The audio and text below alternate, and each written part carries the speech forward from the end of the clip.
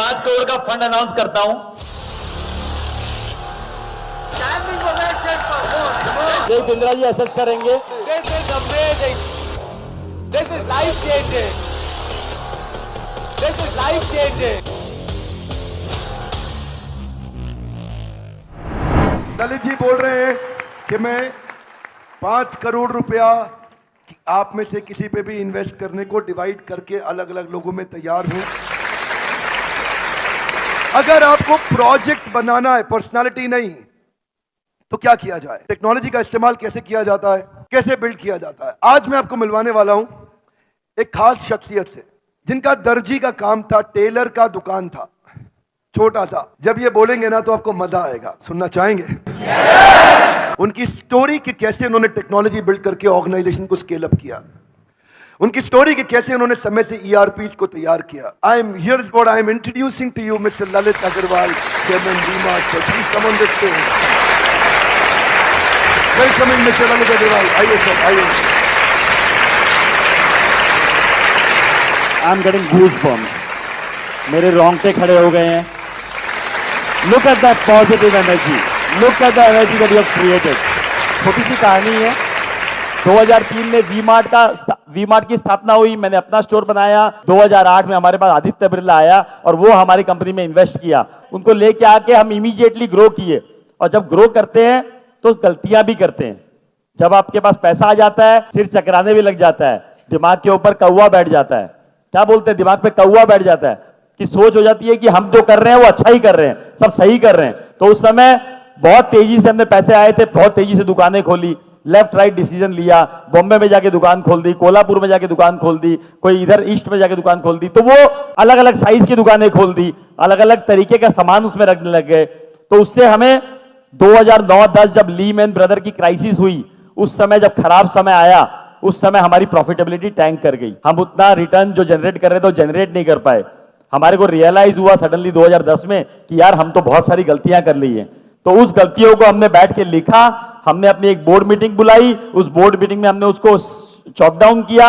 हमने 1 साल में 10 दुकानें बंद कर दी, 10 दुकानें बंद करी कि भैया कैसे भी हमें राइट डिसीजन पे आना है, राइट मॉडल पे आना है। और 10 दुकानें बंद करके हम लर्न किए कि हम क्या क्या नहीं करेंगे, क्या क्या करेंगे वो हमने सीख लिया। अब क्या क्या नहीं करेंगे उसके भी स्टेप्स बनाए कि हम ये नहीं करेंगे। जितनी हमारी पहुंच है वहीं तक दुकान खोलेंगे, जितनी बड़ी दुकान चला सकते हैं उतनी ही बड़ी खोजेंगे, जितना पैसा लगा सकते हैं उतना ही लेंगे, उससे ज्यादा उधार पे लेंगे ही नहीं। हमने ये थॉट बनाया कि हम छोटे शहरों में जाएंगे, तो कैसे इसको कन्वर्ट किया जाए, कैसे छोटी शहर में दुकान खोला जाए, वहां के लॉ एंड ऑर्डर सिचुएशन को कैसे डील किया जाए, वहां तक माल कैसे पहुंचाया जाए, वहां मैनेजमेंट कैसे हैंडल किया जाए। ये सोच में आया कि मैनेज कैसे करेंगे, कर तो लेंगे इतनी दूर के शहर में, कौन चलाएगा उस दुकान को, कौन बनाएगा वहां पर, कैसे प्रॉपर्टी मिलेगी, कैसे हिसाब रखा जाएगा, कैसे इन्वेंट्री मेंटेन होगी, कैसे पता लगेगा ग्राहक को क्या चाहिए, कैसे पता लगेगा क्या माल वहां पड़ा हुआ है, कितना चोरी हो गया, कितना बिक गया, कितना पड़ा है, कितना बेचना है।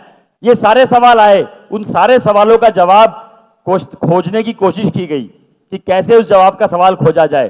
तभी एक दिमाग में आया कि नया नया ERP वर्ड आया था, नया नया टेक्नोलॉजी का वर्ड आया था। और उसी समय हमने एक ERP वेंडर से बात करी, उसको समझा। वो छोटा सा एक सॉफ्टवेयर बनाता था, उसी को समझ के उसी को हमने इंप्लीमेंट करने की कोशिश करी और उसको हमने उसी समय इंप्लीमेंट कर दिया। जब इंप्लीमेंट कर दिया तो हमारे पास वो थॉट प्रोसेस आ गई कि यार टेक्नोलॉजी से हम कम से कम देख तो सकते हैं कि कौन सा माल कहां बिका, कौन सा माल की कहां जरूरत है, कौन सा माल कितना स्टॉक में पड़ा हुआ है। उससे बहुत कुछ, शायद ERP से और भी बहुत कुछ जो फायदा हुआ कि कितने वेंडर ने क्या माल दिया, उसका कितना पेमेंट हुआ, उसका माल कितना बिका, कितना हिसाब पूरा बराबर मिल गया।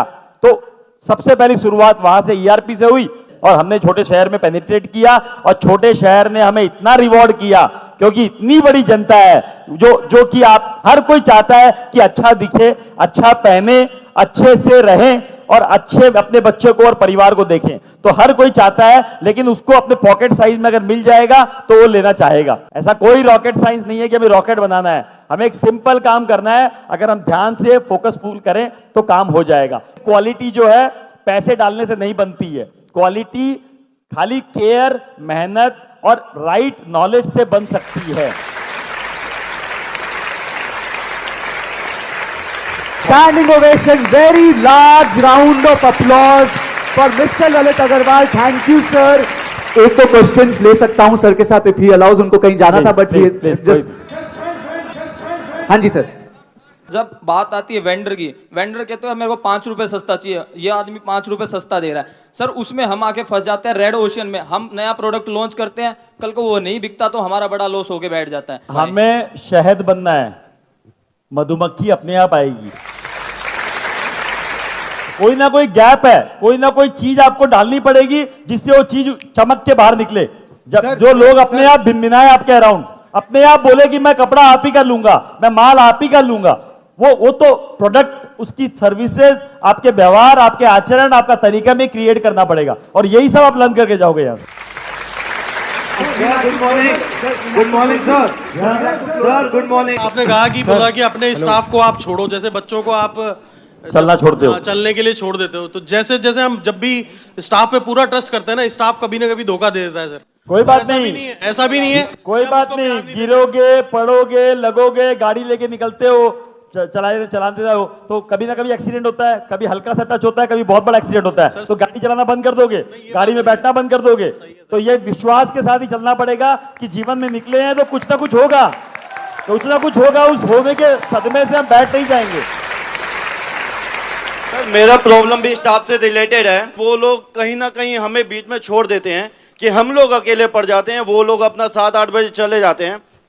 मेरा मैन्युफैक्चरिंग बिजनेस है तो हमें लोडिंग भी करवानी पड़ती है और हमें सब करना पड़ेगा। 10 बजे तक शुरुआत में सारे काम करने पड़ेंगे। 100 बार टेम्पो में बैठ के डिलीवरी देके आया हूं, 100 बार।